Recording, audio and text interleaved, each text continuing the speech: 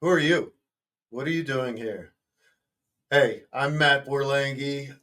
You might know me. Well, listen, based on the fact that this is called the Cobra Kai Pawncast, catchy freaking name, right? Uh, Odds are you're a Cobra Kai fan, and that's what drew you here. And odds are also that you either like or hate my character, Lyle, the pawn shop guy. So huge welcome to you, even if you ended up here by accident because you got a link or someone passed it on to you and you're like, what is this? Maybe you'll stick around. Hopefully you will. Maybe you won't. But we're going to be right here. And I'm here with Drew, my producer. You probably know him as Cobra Kai Kid and now Flip the Script. Drew has been, a huge part of the Cobra Kai experience because he's such a great guy, such a great fan of the show, has really gone the extra mile. And yeah, you know what? If a friend didn't send you a link to this, it was probably Drew or Drew blasting it out in social media, and maybe he also came across my social media talking about it. So, yeah, huge welcome to you, and we're really excited, right, Drew? Are you excited?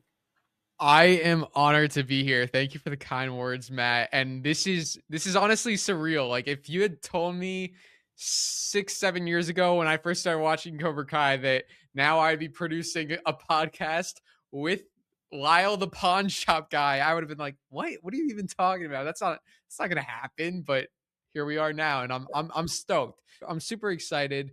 It's gonna be a lot of fun. And the name, the Cobra Kai Pawncast, brilliant. I gotta ask you how did you come up with that? Uh, Really, I'm not that smart. All I did was think, all right, I'd kind of like to get into the podcast space. It's really big. Some good friends of mine are in it.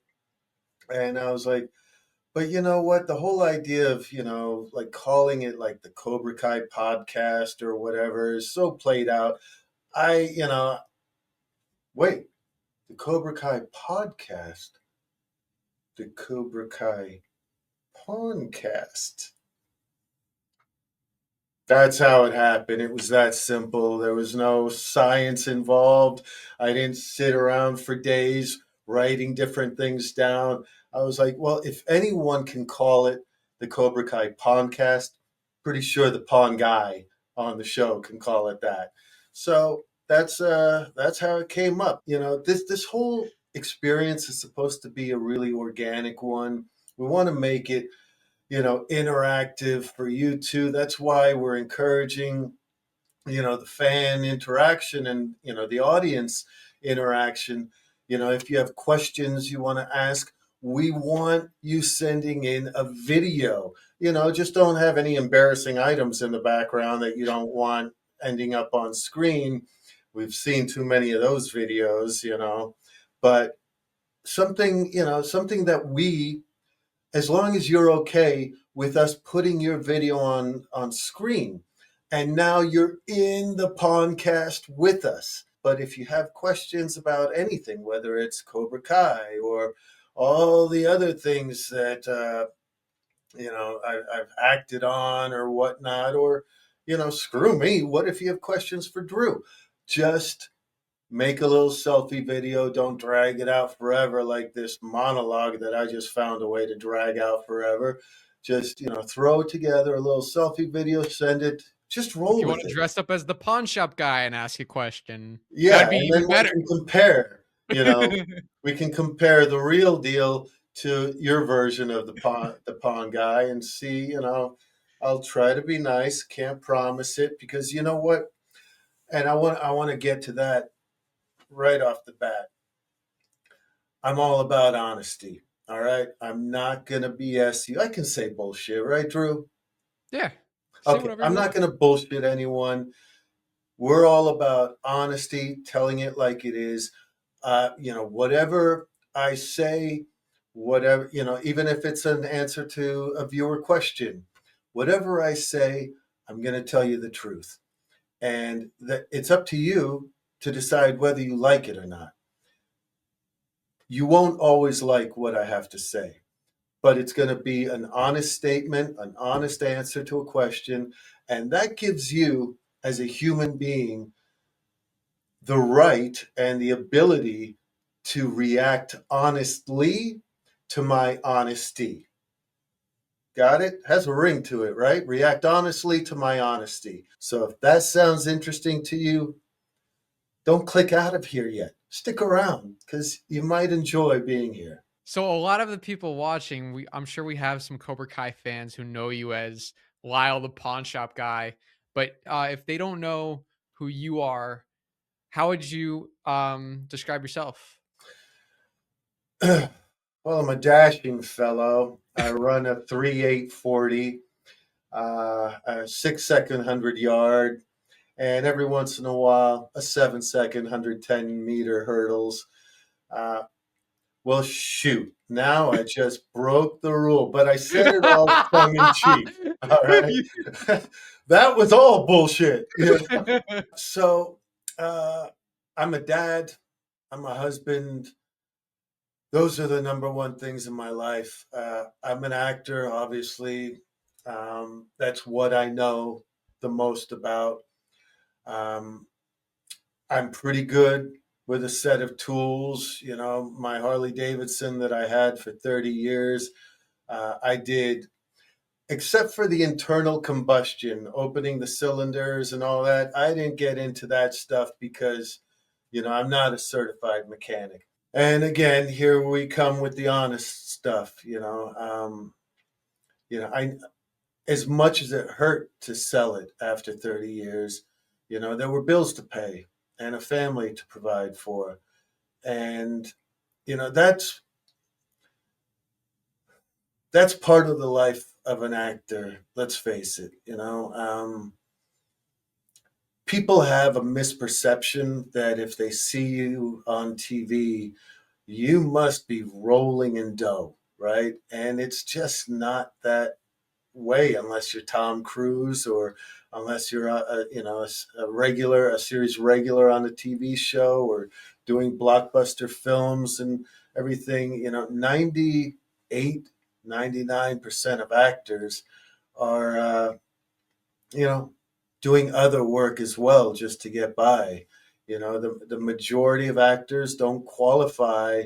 You have to make a certain amount per year, don't qualify for the SAG after health insurance. They have to look elsewhere. um, I have done other jobs for years. I mean, my first job, well, my first job was like a file clerk organizing a doctor's office. And I think I may have been responsible for like 14 patient deaths just by misfiling stuff, getting stuff wrong. Don't hold me to it. I don't know it for a fact, but if I had to guess, there were some mistakes made because that wasn't my forte. But then, my best friend back on the West Coast, he and I started a auto detailing business, and degreasing car motors for a living, and going, making whatever scratch we could, and then usually blowing half of that, going straight to Shakey's. I don't know if anyone remembers Shakey's Pizza, but we would just, go to Shakey's and get a huge pepperoni pizza and a pitcher of beers, and just get our grimy hands on those slices and stuff our faces. Um, Even as recently as the last few years. I mean, I've done all sorts of jobs. I'm a licensed health insurance and life insurance and dental and vision and cancer plan insurance agent, licensed in Georgia and Florida. My wife does the same work. She's much better at it because she's wonderful on the phone, and she also handles Medicare and the over 65 crowd. and people love her. She has a really great way on the phone. She's very patient. Me, I mean, if you're hearing me talk here, you can probably imagine that, you would think that I don't know what I'm doing. Let's face it, as someone licensed to take care of you with health insurance plans, but I'm pretty damn good at my job. I know the system well, and I enjoy helping people because ultimately, I mean, whether it's entertainment and I'm making you feel good or feel sad, through the roles that I play, that matters a lot to me. Again, I'm all about that human connection. So any kind of emotional reaction I can create with you, and an emotional connection as an actor and now as a podcaster, uh, that matters to me. So, when people, the funny thing is, not everyone, but a lot of clients that come my way as a health and life insurance agent will look me up and say, "Wait, I kind of know who you are. Why are you doing this?" And I say, pretty much what I just said. I'll tell them because, yeah, I'm an actor. I'm decent at what I do, and if I, elicit, some kind of emotional response from you as an actor, then I kind of see that as helping. Even if it's something as simple as you came home from work and you had a tough day or whatever, and then you see something I do on screen, and it makes it's part of that escape for you, and it makes you feel good, then I did my job. I helped you in a small way. And now, through the insurance business and making sure you have the best coverage available for you, I'm helping you. And it matters to me. And I get a lot of referrals because folks come to see that I give a damn. And I'm not just, chasing some commission. I'm not allergic to money, don't get me wrong, but the majority of commissions anyway with marketplace insurance, you're talking like $11, $12. So it's not life-changing money. I'm here to help you find the right coverage and the right path, and make you feel good about telling your friend that, or a coworker, whatever, or family member, telling those folks that, you know what, Matt gave a damn, and I feel comfortable referring you to him. But as recently as the last 2.5 years or so, uh, I was working Amazon. All right, all you job shamers out there, go ahead, take a shot. That's fine. I don't care. A man's got to do what a man's got to do, and I'm a pretty fit guy. I'm a pretty strong guy. Um, and I figured Amazon, it's a big company. What is a constant? People love getting their packages, right? It makes you feel good. My package showed up. Yeah, I got the alert, whatever. It's been delivered. Oh, by the way, when you get your Amazon, we work our asses off, all right? Um, you don't know that as delivery drivers, that's not just what we're doing, driving the vehicle and then, getting your package to your door. I was loading my own truck every morning. We're talking thousands of pounds of stuff on a daily basis. I was Wow. loading my truck, organizing it by, and they have a really cool system that sets up, the map for you and the navigation and all that. So, but it's still, you're getting all these carry bags, 16, 18 huge bags of packages, and literally thousands of pounds that you're loading into the truck yourself, and then obviously you're unloading them yourself during the course of the day. So, always when you get that email about, hey, your package was delivered, how was it? Unless the person was a total jack off, hit the thumbs up, it was great button. And you don't have to, the friendly doesn't apply unless you met the person in but the on time, respected property, because those little surveys matter. And, it makes a difference to someone, who's working his or her ass off as a delivery person. But, that was also, you know, meeting people and, delivering the packages. And sometimes, I had kids, that happened to be outside who, would, next thing you know, they're running after my truck and saying, wait a second, aren't you on Cobra Kai? Oh my god. And yeah, I'd say, yeah, I am. What are you doing? Why are you delivering Amazon? And I found that to be, the best opportunity to explain, hey, listen, you know what? I'm not Tom Cruise. That's why.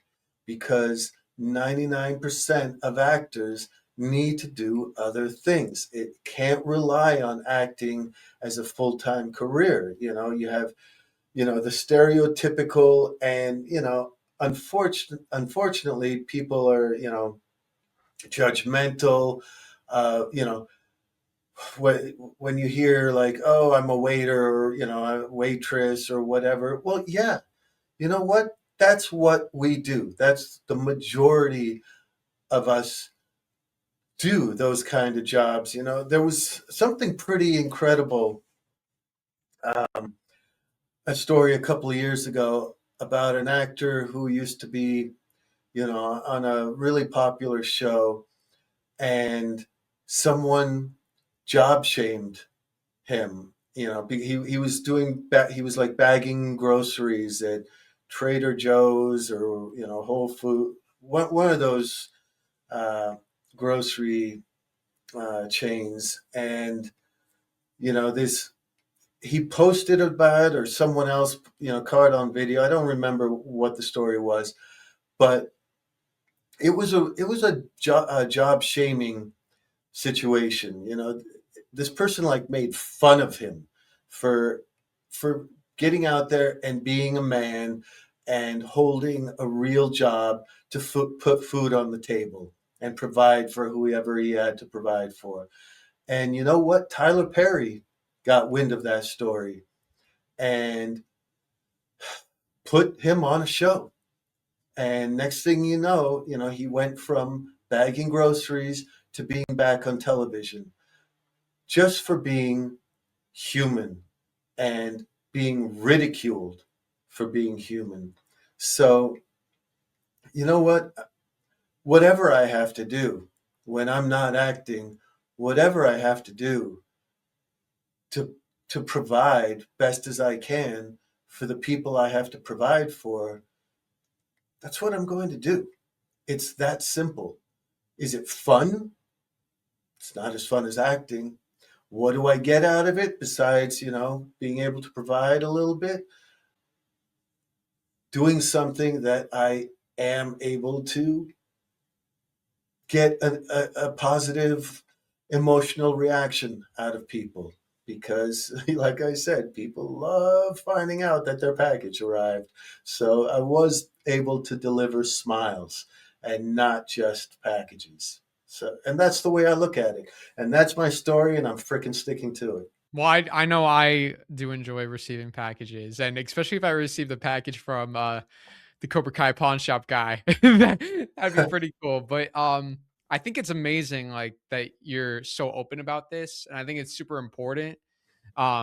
Because yeah, it is a thing. A lot of people will see someone on screen and have these assumptions. Oh my, you're an actor. You don't need to do anything else. You must have all this money and have all this fame, and especially if you're on like a hit show. But yeah, there's 99% as you said. So no, I think it's great that you're sharing all this. I got caught off guard. Oh no, all good. I got caught off guard by your comment there. And I got a little emotional. Uh, Oh,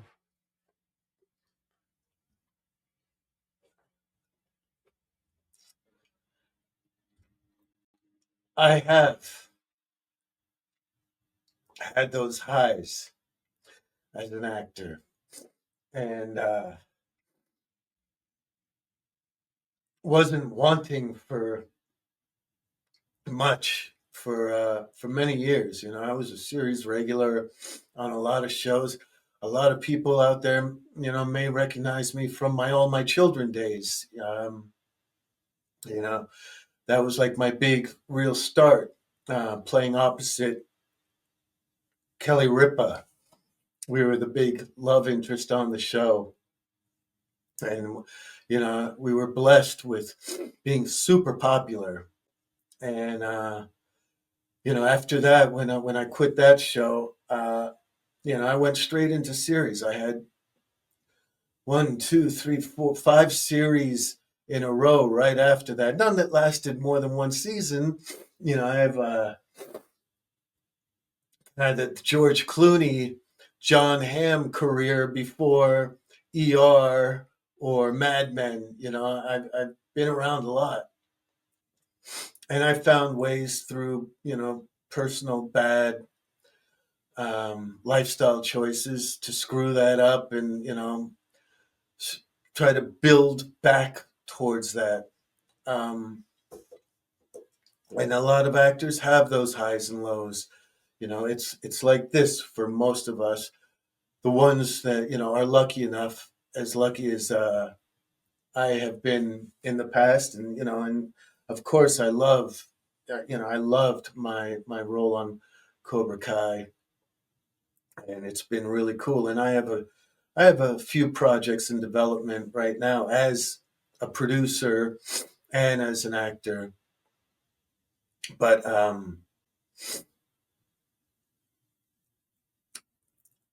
I got caught off guard by how some of those memories, and about you talking about my appreciating my openness about it, because it's just part of who I am, and my history. And sometimes, you know, parts of it are harder to swallow than others. Love that lump in the throat. mm. But did not mean for this kind of emotional stuff to happen. And but hey, if folks are still here after seeing me turn into super wuss, um, and you know what, I'm going to retract that. I'm going to reel that one back in right now, because you know what, men men cry. It's okay, you know. Mm. And there are a lot of men out there who don't know what to do with their feelings, and there are too many tragic things out there in the world right now, and a lot of men who don't know how to ask for an ear to talk to. A lot of men are, you know, making a heartbreaking choice. It's okay to cry, guys. All right. It's okay to let it out, and it's okay to ask for help if you're having a tough time. Here's one place you can come. All right. Know that this is a safe spot. Um, and maybe if one or two or 10 men come to come to us, Drew, and share what they're going through, maybe 10 or 20 or 30 or 100 after them will come to us also. And listen, we are not psychologists or anything like that. We can't, you know, we can't offer any fix-its except for offering our ears, because sometimes that's all it takes is just knowing someone gives a shit. It's your authenticity which really is so important. And just I think that's what people why people watch these videos, is just to see us as humans. And I think you expressing your honest thoughts and being so vulnerable is so important, because it shows people it is okay to be open and honest, and it is okay to cry. You can still be a man, but you can cry. There's nothing. It makes you, honestly, I feel like it makes you more of a man, being open and honest about your feelings. It's super important. So I appreciate you for talking about that, and for opening up, because it feels like, I feel like it gives me permission to be more open here on the podcast. So I appreciate it. Uh, I appreciate everything you just said, and yeah, anytime you feel like joining in and crying, Drew, so I'm not the only one here. I I will. I'll take you up on that. I will. All right, so bust out this video question. I'm dying to see what we got. My name is Jaden. I really enjoyed you on the show. You added like funny moments to the show. Like every time you appear, I would laugh because you and Johnny. It was just y'all back and forth was just so good. But I just want to ask you if acting was actually a good career, and do you make like a lot of money in that field? Because I would love to do acting, and actually started a YouTube channel. I'll put it on the screen right here. That's my YouTube channel. I'll tell you what. I love the fact that he's a self promoter. I mean, throwing up his. Smart And, guy. yeah, and that's cool. Hey, Jaden, good move there. Pretty very sneaky there, Jaden, but very cool. I respect that, and thank you for the comments. Because I spent 2 years doing working as an extra before I ever went on my first audition. Even I did background work as an extra, and I kept my mouth shut and my ears open, and I worked on as many projects as possible. I was never in the credits. You're not in the credits as an extra, so there was no like man sipping coffee or whatever. It was just I just did my job, and I paid attention to what was doing what. What part of the crew was doing this. What was the director doing? What was the DP, the director of photography, doing? How was he or she relating to the camera people? I just paid attention, and I watched what the actors did and how they did it. And I was never the guy that would like, walk up to actors and, pepper them with questions, because I respect that they're doing their job too. Because you know what? Acting is a job. And when you get that opportunity, whether to, and now it's all self tape auditions, and, we've had to find a way to embrace that. The only good thing about that with self tapes is that you can do as many takes as you want till you feel like, you didn't screw up. You know, when there's big monologues and all of a sudden you're looking at space going, what was my next line?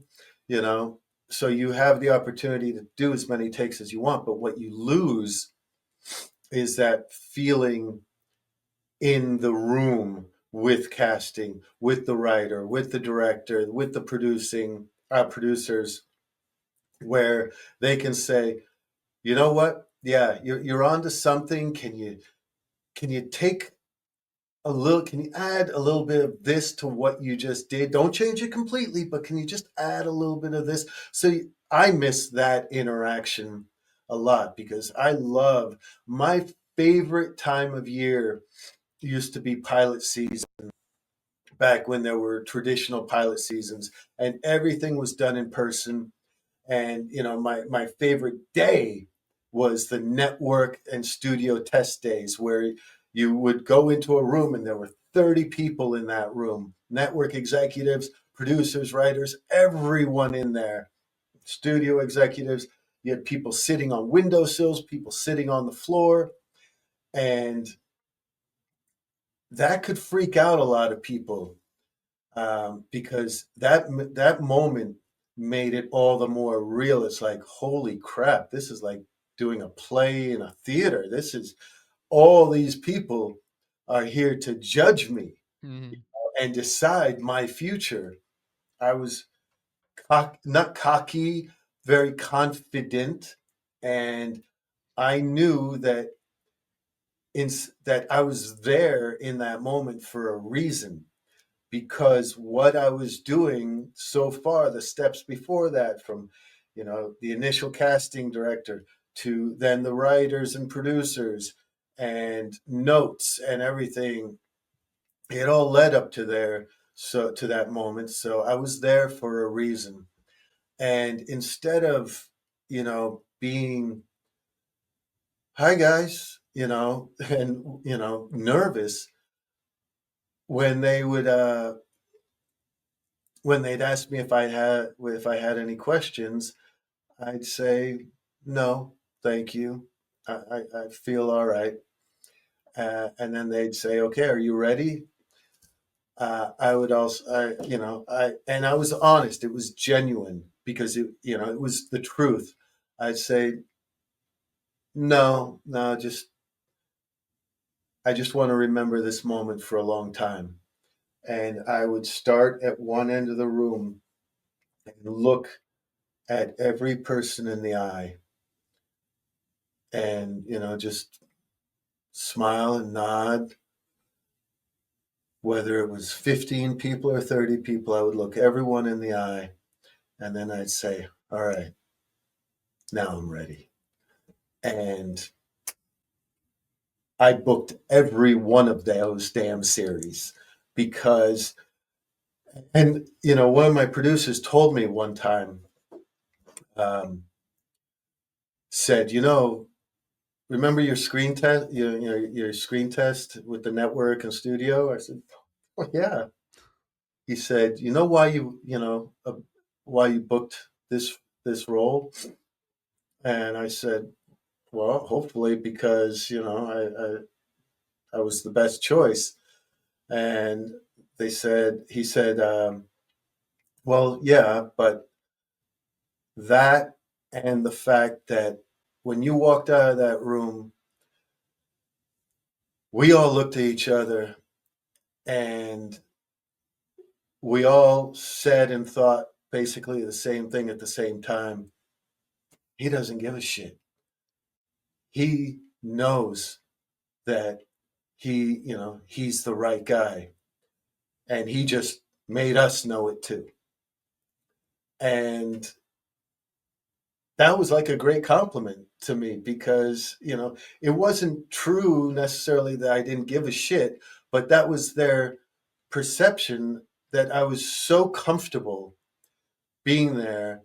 They knew that I was going to be that comfortable on set and that they could rely on me and that they could write for me with confidence and know they didn't have to worry about whether I'd be able to pull it off or freeze up or anything.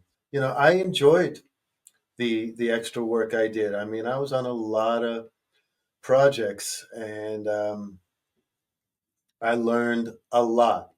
Um, Maybe too much. When I was on one of my own shows, actually, I remember hearing someone say, like, I don't know, whatever the name was, Tony or Tommy, hey, hand me that C stand. And for those of you who don't know, a C stand is a metal pole with adjustable clamps on it usually in two places, and then it has typically three legs that adjust and spread out for balance, and they end up putting sandbags on it to hold it in place. But a C stand will hold rods that hold anything from lights to light filters or whatever.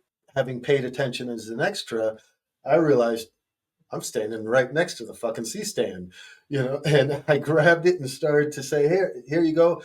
And he was like, no, you don't do that. You're an actor. We're union crew. You actors don't appreciate it. appreciate the thought, but actors don't touch the equipment. That's what we're here for.